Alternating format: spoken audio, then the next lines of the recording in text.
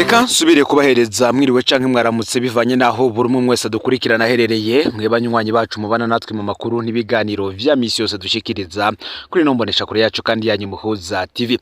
Numwe tugiye kubageza ko amakuru agezwe ko ariko aravugwa muri kano kanya nga mu gihugu cy'u Burundi, akaba ari amakuru tuza kugaruka kuri vyinshi bitandukanye babiriko biravugwa hirya no hino mu gihugu, ariko tukaza kugaruka cane ku bategetsi ndetse n'ibihangange mu mugambwe CNDD-FDD, habe abari mu nzego z'umutekano ndetse n'abari mu nzego za politike. Ni byinshi tuza kugaruka ko nabaye kazi rero muri nga mu gihugu cy'u Burundi, abari mu ntara zitanu zose zigize igihugu, abari mu bisagara bitandukanye bigize igihugu cy'u Burundi, abadukurikirana baherereye hanze y'imbibe z'igihugu cy'u Burundi nko mu karere k'ibiyaga binini, abari ku mugabane wa Afrika ndetse no mu makungu ya kure, mwese ndabakengurukiye kandi bakaze muri ano makuru. Umugabo bita Godefroid Niyombare afise ipete rya general uyahunze igihugu mu mwaka wa 2015 ubwo habitembagazwa ry'ubutegetsi bwa president Nkurunziza yashaka kwitoreza ikiringo ca gatatu muri uyo mwaka, gusa rikaza kuburizwamwo n'abandi ba general bo muri CNDD-FDD. Bikavuga ko hari bamwe mu ba general bo muri CNDD-FDD bagambane Godefroid Niyombare ku mugambi bari bafise wo guhirika ubutegetsi bwa president Nkurunziza. Uyu Godefroid Niyombare rero yarabanye n'abategetsi benshi batandukanye, harimwo n'abari mu nzego zo hejuru mu gihugu kuri ubu, harimwo abari mu nzego z'iperereza, abarongoye igihugu ndetse n'abari mu nzego z'umugambwe.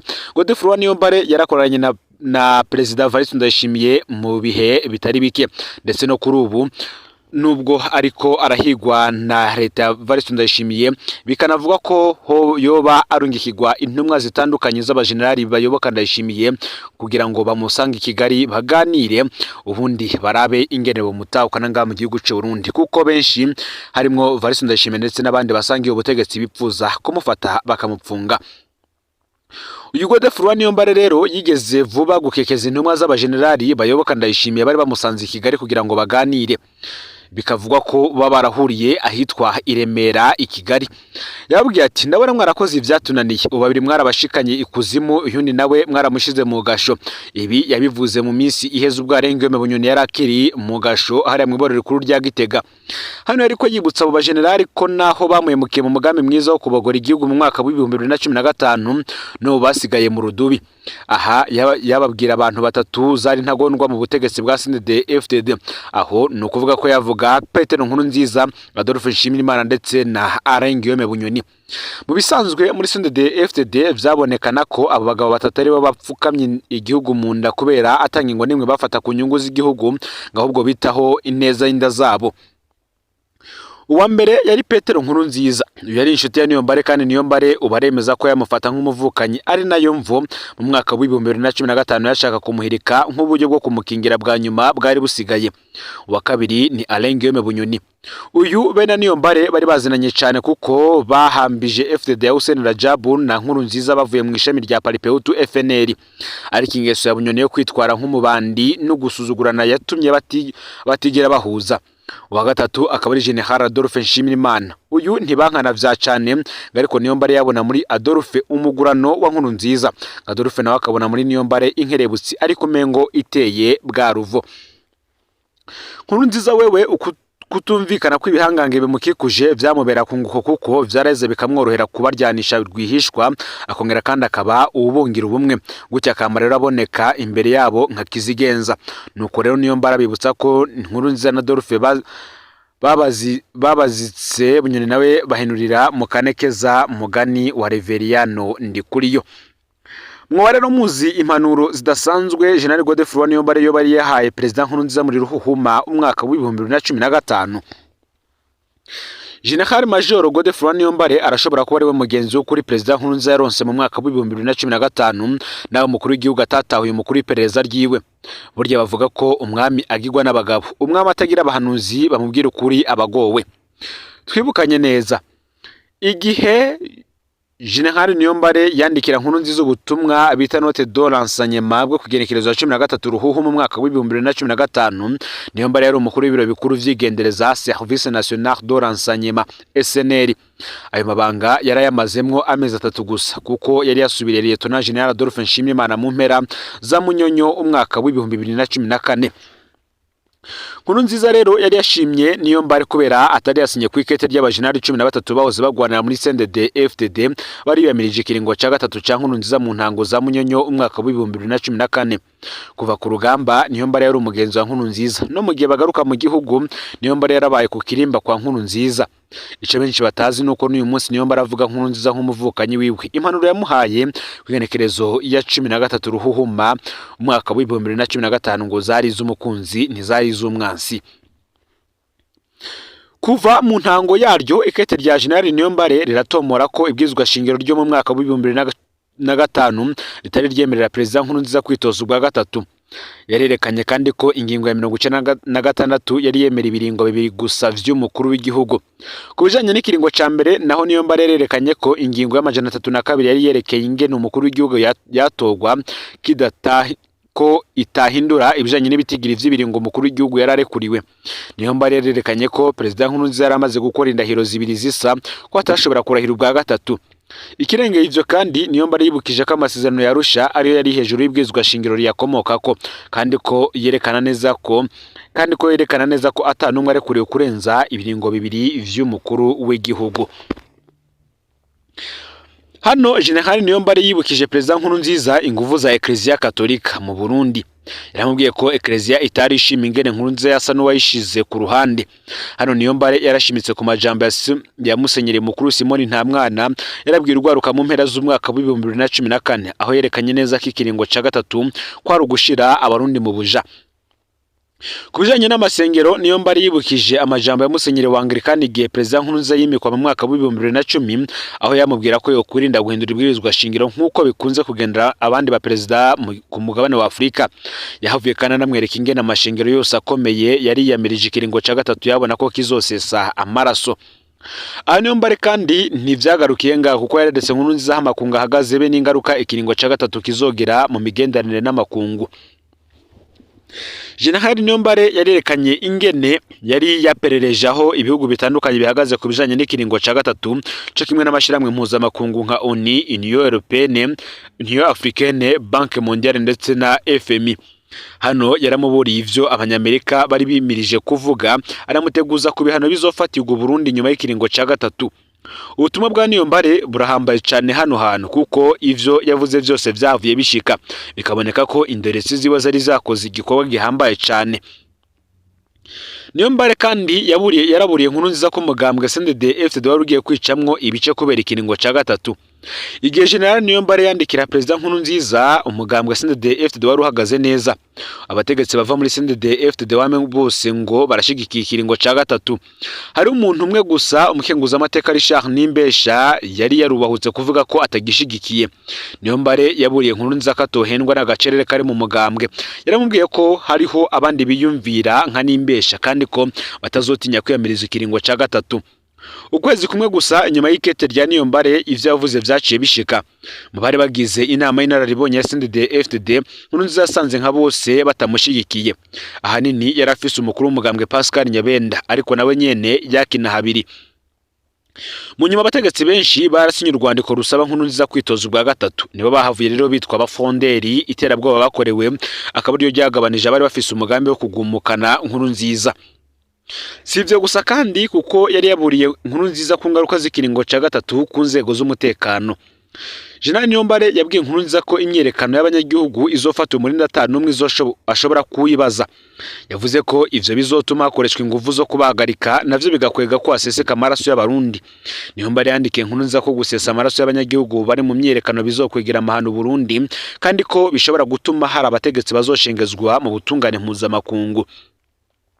Ikirengeye ivyo byose kandi Niyombare yagabishije Nkurunziza ko kwica abanyagihugu bizotuma inzego z'umutekano zigaburamwo kabiri.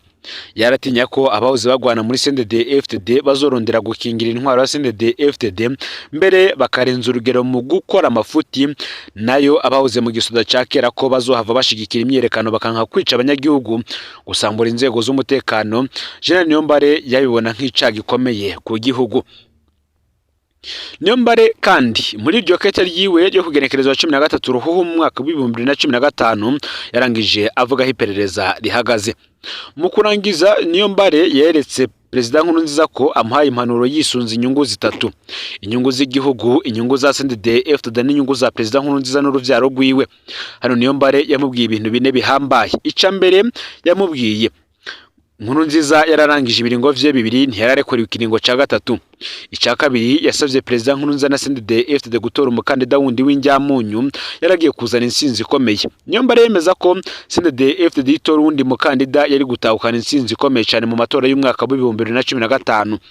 Yahanuye kandi ko Perezida Nkurunziza yemera akarangiza neza agasohokana iteka kandi agashigikira umukandida wa CNDD-FDD, gutyo CNDD-FDD yari kuronka amajwi menshi y'abanywanyi bayo n'abatari abanywanyi bayo.